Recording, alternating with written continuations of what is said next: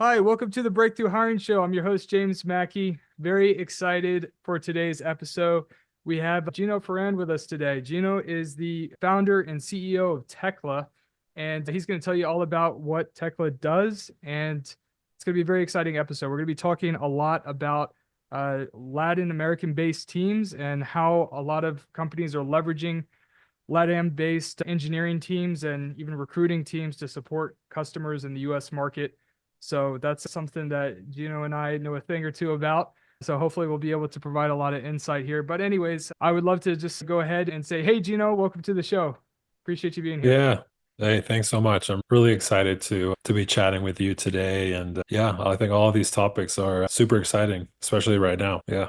Yeah, for sure. It's like as fast as the world's changing, it's just trying to establish strong strategies is something that I think every executive gets top of mind right now. And it's like, Yeah. how do companies weather the storm, weather volatility? And I think staffing, right, is a big part of how to do that. And I feel like volatility, at least a couple of years ago, it seemed to be a little bit more dialed into startup and growth stage tech, right? Where we've seen those violent swings, but now it just seems the world's getting crazier. And it seems like that's going to expand potentially more into mid market, into other industries. So it's a time I think a lot of folks are thinking about how do we prepare for that world.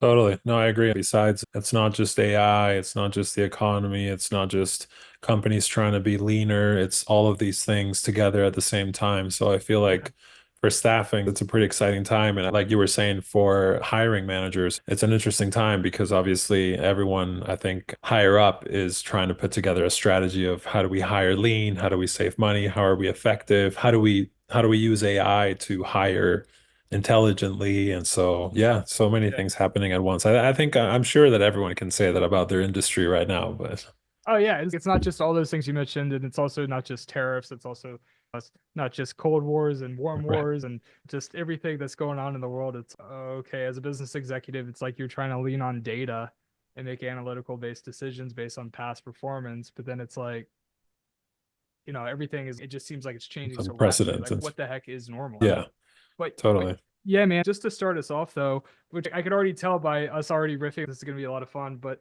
let's just back up for a second. I'd love it if you could tell us a little bit about yourself.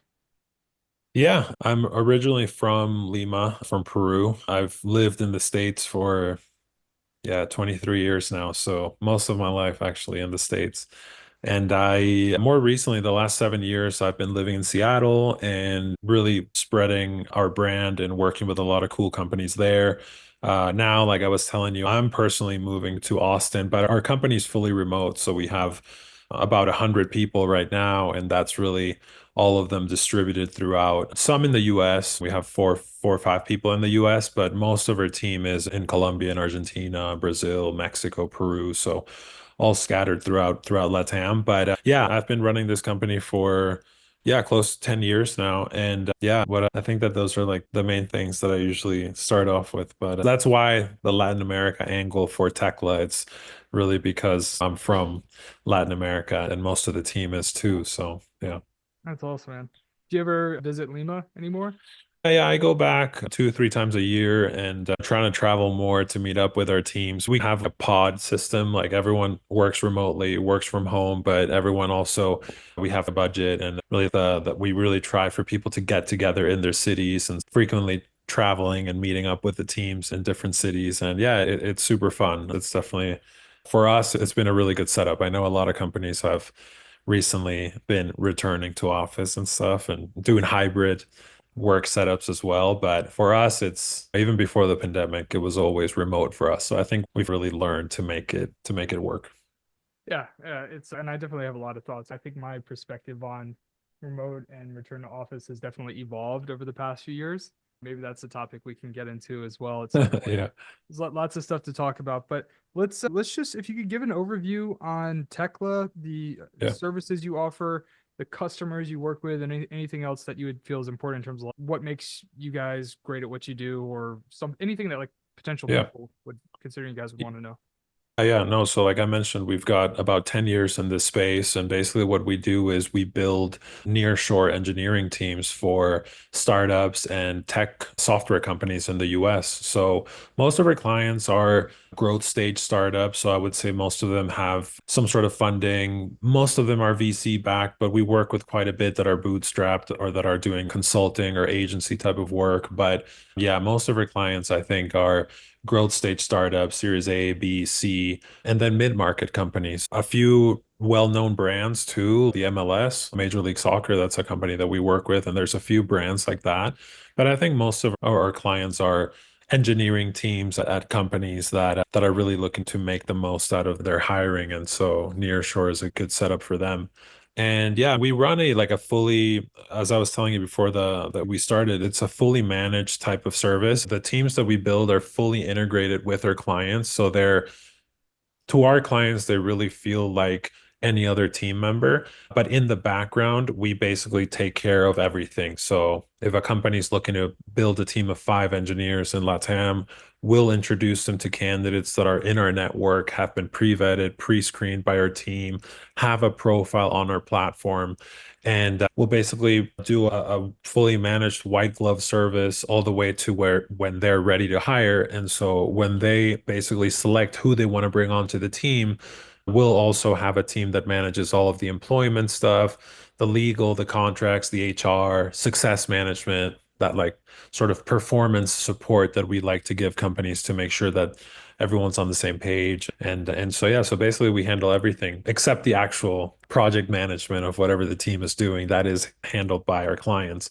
And so that's pretty much how we work. And I'd say that what makes us different is we're definitely more recently taking on a big focus on AI. And so really trying to uncover the engineers that have the best knowledge with AI, but also training our teams and investing in tools and resources that candidates can use to get up to speed because it seems like companies are very much focused on hiring people that can be 10x productivity by leveraging AI.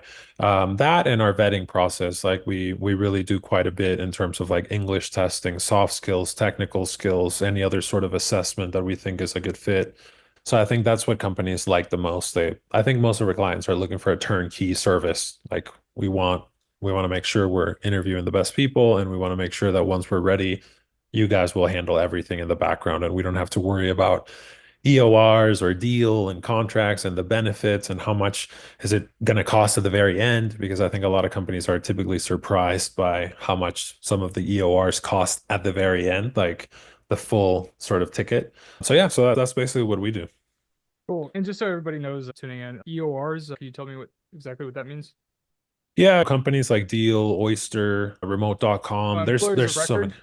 Employers of Yeah, record. yeah, that's what I Yeah, meant. Yeah, yeah. employers of record. Yeah, yeah. Okay, So cool. we handle that as part of our service instead of companies having to go through the stack independently, right? Find a recruiter, then find an EOR, then find an HR person who's going to manage the team, and we just Yeah. blend all of that in.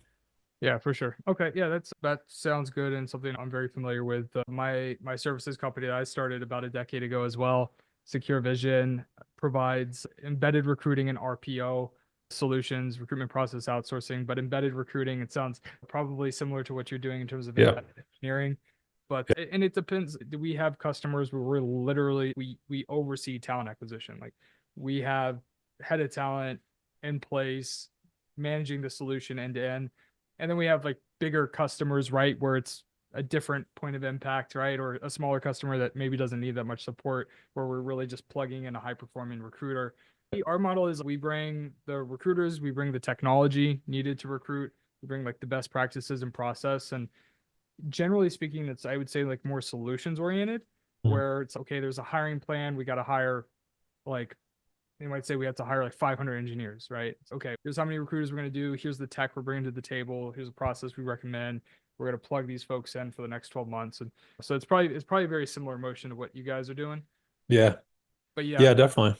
pretty familiar with what Yeah, yeah, yeah. I think with that, your type of service, I'm sure that some companies are more looking for the final outcome too, right? Oh, we're doing all of this because we need to increase headcount by 30, 40 people. And with us, I think most of our clients really just really measure the results and based on the person's output. But still they manage, like building a product is different than we need to hire 50 people, which I guess can be a Sure. little more objective. But yeah, but definitely very similar.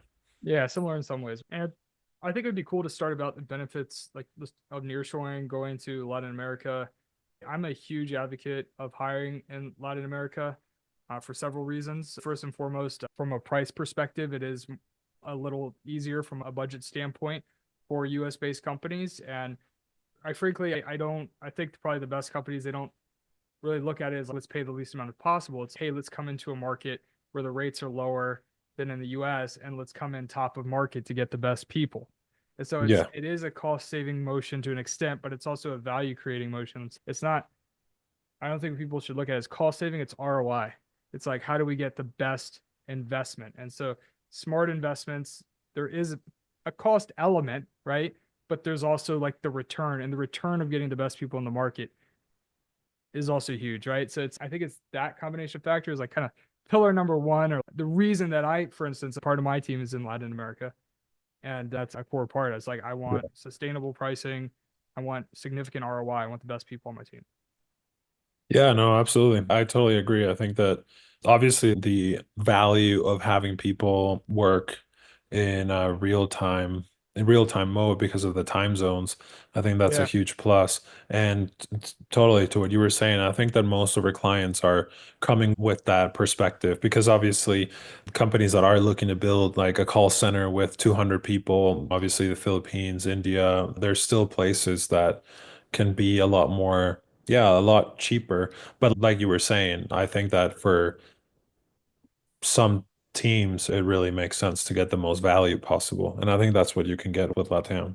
yeah, I think the time zone thing is a really important piece to consider. Just look, I built a subsidiary in Romania in Eastern Europe, and I've also helped customers build out engineering teams in Poland, different regions, right? We helped a firm, AFF IRM, fintech company. First, we helped them hire 500 people in the United States. Then the tech market crashed. Then they moved engineering to Right. Poland. We helped them with that too.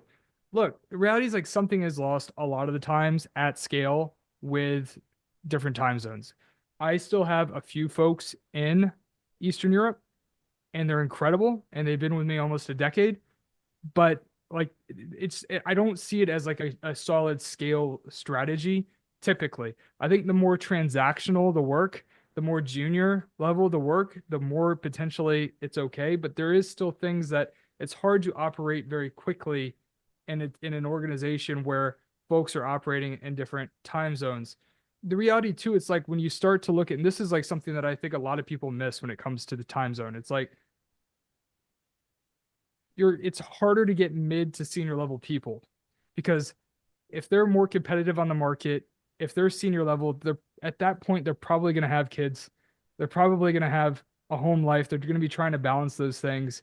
And so your talent pool of people that are going to be willing to do that, even if you pay them more money, Yeah. is going to shrink significantly. And that was a problem that we had in Romania, where it's, look, I could offer folks, some folks like even almost close to double, and they're just like, look, I'm not going to do that. But so you get limited. Now you get the ambitious kid in their 20s, sure. But I think it also depends on like the seniority too. Like, Yeah. I think for instance, like for some SDR motions, like lead gen motions, okay, you can get folks that are junior level, put them through a 3 week boot camp, put them on a customer account or whatever, or just have them start to reach out to customers, whatever that model. I think that Mhm. kind of transactional junior level motion, just where it's like you're just go junior level people and maybe they make it, maybe they don't, and you're just like funneling new pipeline. Maybe that works, but for I don't know. I think seniority at the end of the day, what I'm saying is a long-winded way of me saying I think if it's mid to senior level roles, time zone really starts to matter more. Yeah, definitely. You know? And I mean, I do think that not to generalize, but having been in this space for a while, I think that culture fit is also important for different teams. Like some teams are looking for people, like you were saying, that are senior level that can come in and provide ideas and challenge and be a part of the team in a how US companies, I think, work, where people are can be outspoken and there's a collaborative way of getting to the best product possible or the best ideas possible. And I think that is easier sometimes in certain countries. I do think that you can find people that are more willing to take on that role. And other times, I think it's like you were saying, teams where you're putting on 100-person team to do something a bit more transactional. And it is maybe because we were talking a little bit about AI, is those are the types of things that companies are. I wonder how that's going to affect some of those strategies of, hey, we need 100 people, very low cost to do this type of mechanical Turk type of chore. And I think that's what I think we're seeing a lot of companies try to use AI for very quickly. And it's interesting though, like for the outsourcing low cost labor versus AI, there are certain regions of the world though, like where salaries are still less than the AI solutions, right? Yeah, So that still is something that was counterintuitive to me, but something that's come up in a few conversations lately, where it's like there's still like this balancing act because a lot of these AI solutions, like their pricing is based on usage, right? Like the right, API calls, because most of them like they're not building AI algorithms like at that foundational level. Like they're leveraging tools like ChatGPT or OpenAI's APIs. right. And Yeah, so whenever there's a call made to the systems, it's like there's a usage pricing that is occurring. And so a lot of these organizations, it's certainly a lot cheaper than I would say US talent, nearshore talent. But there are some regions in the world for like super transactional like work where like at a junior level, the AI solutions are going to still come in at a higher price point. So that'll just be interesting to see like over time how much lower are those usage costs going to be from those API calls? Because like yeah. most of the AI agents, the vast majority of AI products being built are at that application, at that AI agent level, right? And leveraging OpenAI stuff like that. Yeah, yeah. It's I an think it's still a little bit of a longer term investment for the companies that are trying to go with the agentic model instead of, okay, let's say that they are using that to replace certain teams that they had offshore. I think we're still not there yet. And like you were saying, a lot of the usage too is thrown away on top of it too. Like it is expensive and a lot of it you have to throw away because you have to like do multiple times to refine to get the level of product that or the level of outcome that you we're trying to get. Yeah, I think it's still in the I haven't talked to many founders or companies that are using agentic AI, which is like where it's like completely replaced a department or like something that they were doing Yeah. wholly. But I think that's definitely, I think CEOs are trying to be like the first ones to be able to do that, right? Because then they can get some advantage for a bit. So yeah, it's interesting. Yeah, it is really fascinating. Yeah, it's getting back to just seeing if there's anything else on the Latin America kind of benefits, right? Like we talked about, I don't know, ROI, opposed to just thinking cost savings, thinking in terms of ROI. I think Latin America is the best. We talked about culture. I agree. I think Latin America culture and United States culture mesh very well in many different ways. I think behaviorally, the way that top performers, executives in the United States think very much so aligns with top performers and executives in Latin America. I think there's a lot, and I think of course you can find folks that are behaviorally and culturally aligned anywhere in the world. Like you can. It's just about like probability of there's just more. I think I think Latin America, you're more likely to consistently find people where it's a good mesh, Yeah. right? Yeah, exactly. That's what we've always seen. And we work with a lot of companies that are interviewing folks in the US and also in other countries. And so I think that we've always seen that comparison and have seen the the actual proof of that. But yeah, definitely still, like you were saying, ROI, especially for projects where it's a growing company and you're building a really cutting edge product, I feel like you're getting a great deal hiring very senior people in LATAM. And that's where I think you get the most ROI or that arbitrage is when you can find someone that has 10 plus years of experience and is actually just a super senior engineer that if they were in the US, they would be making hundreds of thousands and big comp packages and all this. I think that's where you see the biggest advantage. And I think that's going to still be the case, but especially with AI, because I think that's going to decrease some of that arbitrage for like more junior stuff, right? If like it's someone in the US that can use AI to put out 5 times the output, then all of a sudden that arbitrage might be a little bit less with junior people in LATAM or using AI or something like that. But that's yet to be seen, I think. But definitely for the senior level roles, I feel like that's where companies are like, wow, this is the difference is crazy because it just as you go up that seniority level, I feel like it gets exponential, I think, right? Because finding a person like that in the US is impossible. Whereas if you put up a junior posting for a developer in the US, like you will get a lot of candidates. I think we can't lie to ourselves. There's a That's a lot of big challenge. candidates looking for work here. So Yeah, for sure. For sure. I have folks in Latin America that are earning like US salaries. I mean, I want the best people. And I like some of the recruiters that I have that I know are in Latin America. I know they're literally like the top recruiters in Latin America. And also I don't know if this is the way it is on the engineering side too, but it's a lot of what we do is very much so referral based and kind of like back channeling based, where it's like we're talking with one recruiter and we're like, all right, who do you know? And that's how we've really built out the team. And we have hired people like from cold outreach, but a lot of it's yeah, like top players know other top players. And yeah. there's a big enough talent pool to be able to scale it, but it's also small enough for people know each other. Like they know the other in like recruiters that supported premier kind of top notch Yeah. US based tech companies. And so Yeah. we've been able to And like build. at least with our business, I feel like the first strategy is which region you're going to be hiring in. And like we were saying, LATAM is a great one. And obviously a lot of companies are onto it already. So it's like old news. But the second one is the right partner and the right company. And at least in terms of Tecla and how we work, we don't start billing the client until the person is working. So there's no search fee, there's no fees to get started, to look at candidates, to interview, or even to hire. And so a lot of the times when companies come to me, they're talking to us and they say, "Oh, we're interviewing a few companies." I'm like, "That's great," because really like that's the second line of, okay, you've picked LATAM, but the second line is you make sure you work with the right company.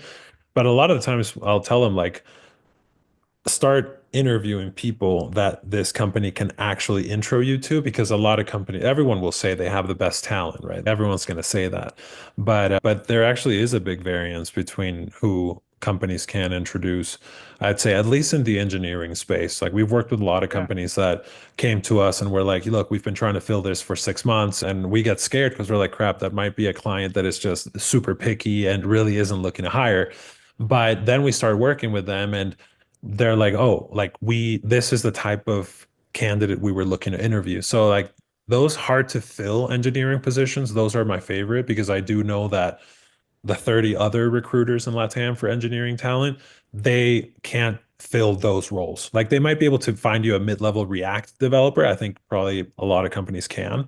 But yeah, those hard to fill are still like a competitive advantage. But you don't know it until you start interviewing people. So I always tell companies like actually interview people with that company because otherwise you're really just getting sold on potential of them having the best talent, which everyone will Yeah. say. Yeah, I think it's like that's really where all these like services you got to evaluate, in my opinion. You got to understand who's in the leadership seat. Like you got Yeah. who's making the decisions on the delivery side. Is it the chief customer officer, COO, CEO? Who's doing it? And Yeah. what's their methodology? Like how do they approach operations, onboarding customers, transitions of staff members? It's really the execution, I think, at like that delivery lead, delivery executive level that should really dictate which vendor you ultimately move forward with. I Senior engineers, they're hard to find, but like ultimately with the right system and process, you should be able to plug in if somebody transitions out due to personal reasons or they accept another job or whatever. It shouldn't be a big deal. Like the right services company should be running effectively enough where they can plug somebody else in and Yeah. not skip a beat. Yeah. That's one of the things too. It's like as because we work with people, our businesses are people businesses, and people can be unpredictable. You could Yeah. hire like a senior engineer with 10 years of experience who's delivered on past customers, can get references from previous direct managers. Everybody says the greatest engineer they've ever worked with. They could go on a customer account and flop because people enter different chapters in life. There's just things happen, right? Like sometimes stuff doesn't work. So what I tell customers is like we usually get it right. We usually get it right, but sometimes the difference between a good agency and a great agency is what an agency does when it doesn't go right. how do you manage that? And how do you manage it and protect the customer? Yeah. Like, and Yeah, totally. that's the type of stuff where it's, I don't know if they all like folks necessarily think about it that way, but when I'm evaluating like services companies, it's, I want to know who's running the show on the delivery side. 'Cause that's gonna inform me on what it's gonna be like to work with them, right? Exactly. I think that companies that have very good processes, those are the type of companies that when it comes to people and staffing, I think that those are going to be like long-term better partners. And yeah, we've talked to a lot of clients that come to us and they say, we already have a team in LATAM, but like our current partner, maybe they have retention problems or maybe scaling is quite common too, where they're like, yeah, like we build a team of 2 or 3, but it seems like we can't scale with this company for some reason. And so we've heard that quite a bit too.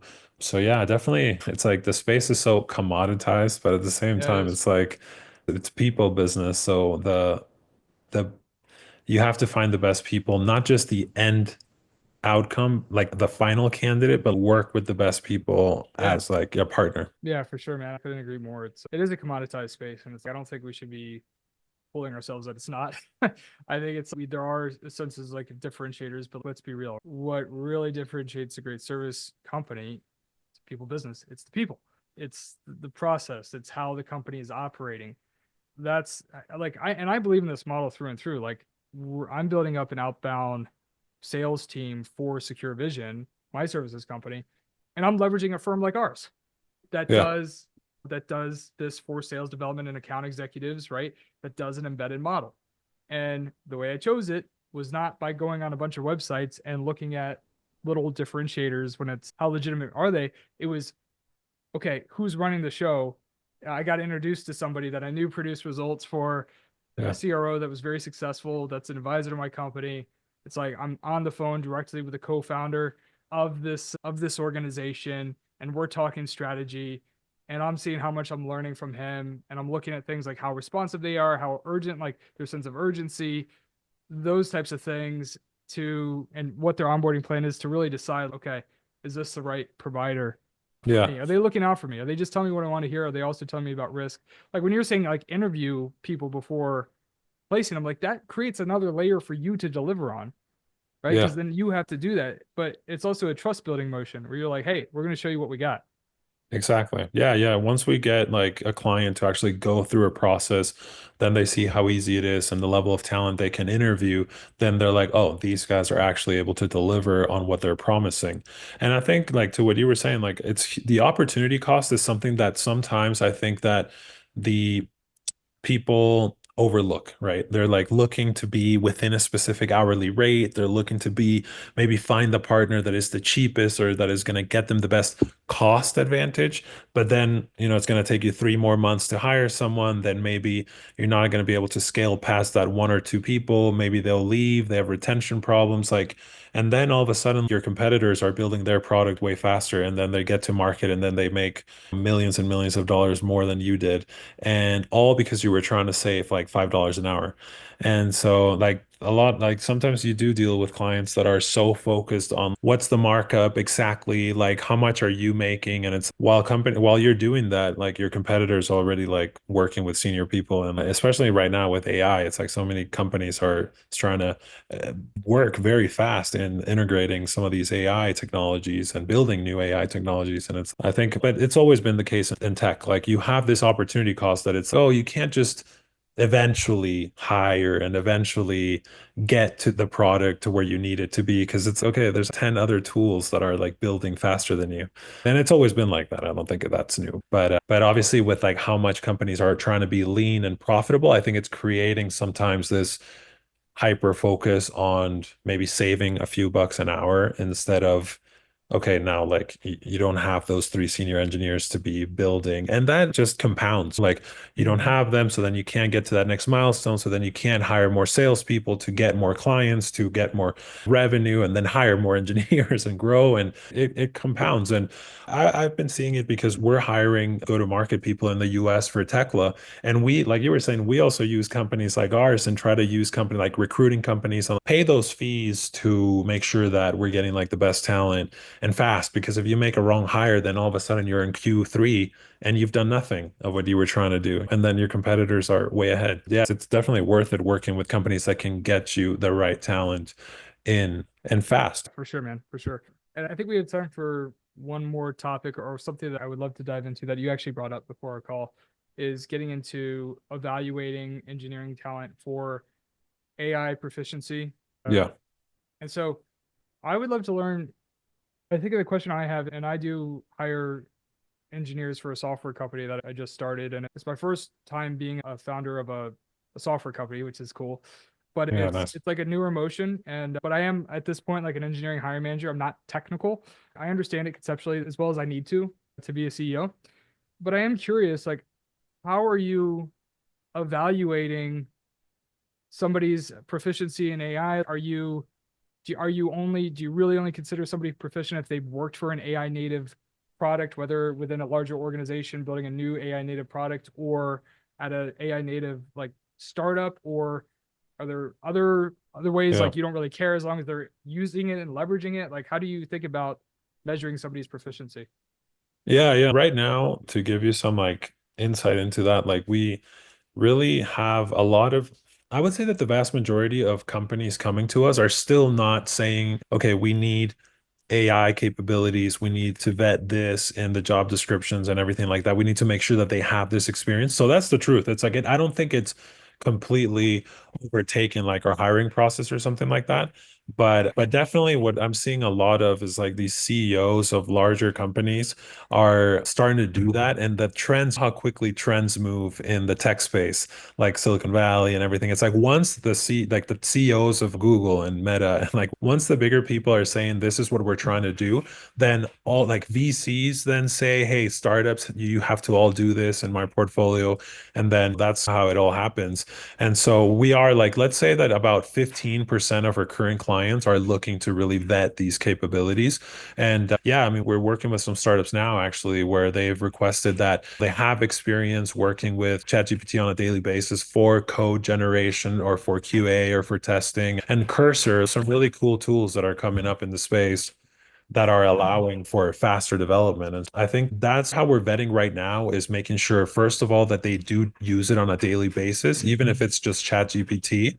And then we are now trying to get more into, okay, which tools are you using? Like Cursor, is it like a full IDE type of Copilot and which tools specifically? But at least right now we want people that are using it for some of like their day to day, I would say. I think that that's enough for us right now. Okay. Yeah, that's really helpful to know. That I think that's some solid insight for folks. Look, this has been a ton of fun, Gino. I've definitely learned some from you. I appreciate your contribution to the show and for our audience. I know this is going to be a really valuable episode for everybody tuning in. I really appreciate you, man. Thanks for joining me today. Yeah, thanks so much, man. It was great meeting you and great chatting. And I'll talk to you soon. Okay, sounds good. And hey, for everybody tuning in, thanks so much for joining us, and we'll talk to you soon. Take care.